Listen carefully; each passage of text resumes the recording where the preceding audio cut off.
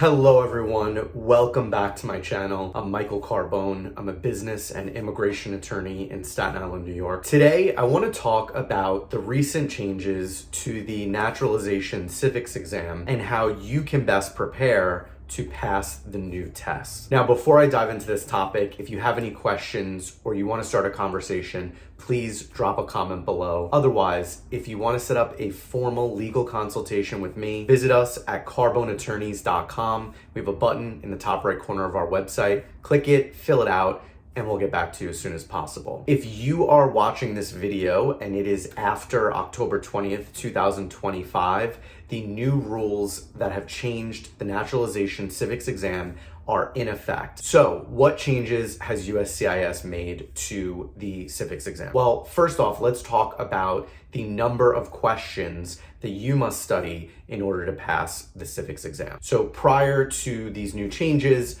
under the 2008 test, there was a total of 100 questions. Now they have increased the number of total questions to 128. So when you are studying for this exam, instead of focusing on 100 questions, you need to now think about focusing on these additional questions as well. So what are some of the questions that they've added? Well, the focus is really on increasing the number of questions under certain topics that are already covered under the original 100 questions. So they're going to be asking more questions about our system of government, more questions related to recent historical events in the United States, and also more questions tied to the colonial period and US independence from Great Britain. The next changes that were made to the civics exam involves how many questions you can be asked at your naturalization interview. Now, under the prior test, there was a total of 10 questions.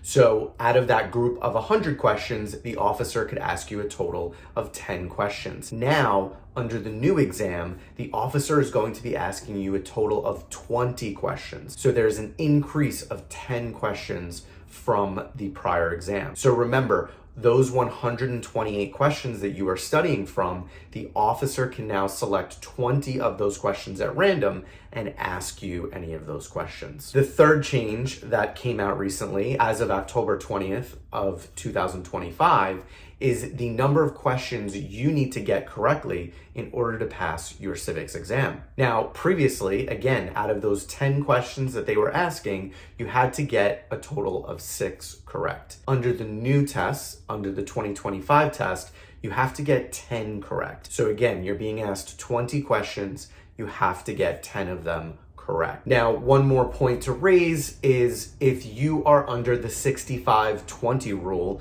meaning you are either 65 years or older, or you've been a green card holder for over 20 years, you will only be asked 10 questions. Now, if you are taking your test and you have filed after October 20th, 2025, you will be asked 10 questions out of the total 128 questions. And lastly, prior to taking your exam, you do want to check the USCIS website to make sure that the answers are the most up to date. There will be questions that you could be asked during the exam that affect people holding office. And if there is an election in between the time that you studied and when you take your test, the answers to those questions might change. So you do want to check those updates on the USCIS website and make sure that you are memorizing the most current answers. So that's it. That's the video for today.